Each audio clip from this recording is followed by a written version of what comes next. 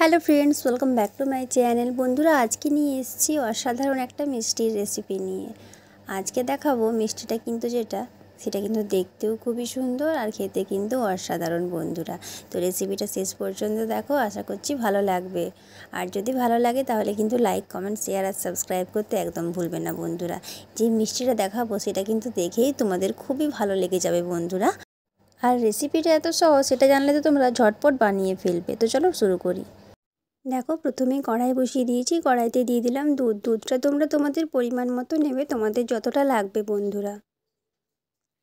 এই দেখো, দুধটা এরকম ফুটিয়ে ফুটিয়ে এরকম ঘন করতে হবে। এরপর আমি এর মধ্যে অ্যাড করে দিচ্ছি গুঁড়ো দুধ।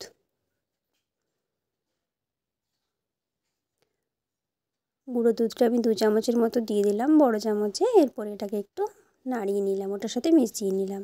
এরপর দিয়ে দিলাম চিনি। এরপর এটাকে নাড়াচাড়া করে চিনিটাকে পুরো গলাতে হবে। তো এই দেখো বন্ধুরা, হয়ে গেছে ঘন ঘন। এটাকে আরও একটু নাড়াচাড়া করে নিই। এই দেখো ফুটতে থাকবে এইভাবে। তখন দিয়ে দিতে হবে দই।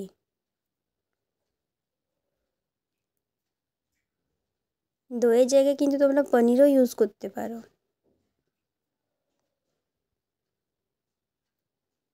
এই দেখো বন্ধুরা, এইরকম খুব সুন্দর গুঁড়ো গুঁড়ো হবে দইটা দেওয়ার ফলে।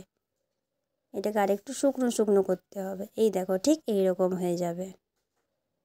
নামিয়ে নিয়েছি বন্ধুরা, একদম রেডি। এটাকে একটু ঠান্ডা করে নিয়েছি আমি। এরপর দেখো, হাত দিয়ে নিয়েছি, একটা বাটি নিয়েছি। এই বাটিতে এরপর আমি এটা দিতে থাকবো সন্দেশটা। পুরো বাটিটা একটু চাপা দিতে থাকবো হাত দিয়ে। এভাবে চাপ দিয়ে দিয়ে কিন্তু বাটিটা ভরাতে হবে, আর যেন খুলে না যায় তার জন্য ভালো করে চাপ দিতে হবে। এই দেখো কি সুন্দর তৈরি হয়ে গেছে বন্ধুরা। দেখো, তোমাদের উল্টো দিকটা দেখাই। এই দেখো কতটা সুন্দর লাগছে দেখতে। এই দেখো, এটা নিয়ে নিয়েছি। দেখো, একটা সন্দেশ নিয়ে নিয়েছি বন্ধুরা।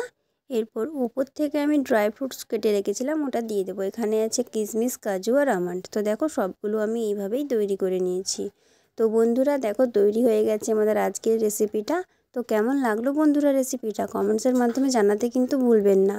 আর এই সন্দেশটা খেতে কিন্তু অসাধারণ লাগে বন্ধুরা। আর এটা কিন্তু তোমরা বানিয়ে অনেক দিন অবধি সংরক্ষণও করতে থাকো, যেহেতু এটা শুকনো মিষ্টি, তাই এটা ফ্রিজে রেখে কিন্তু অনেক দিন অবধি খাওয়া যায়। তো বন্ধুরা, রেসিপিটা অবশ্যই একবার বানাবে আর আমাকে কমেন্টসের মাধ্যমে জানাবে যে কেমন হয়েছে। যদি ভালো লাগে তাহলে কিন্তু লাইক, কমেন্ট, শেয়ার আর সাবস্ক্রাইব করতে ভুলবে না।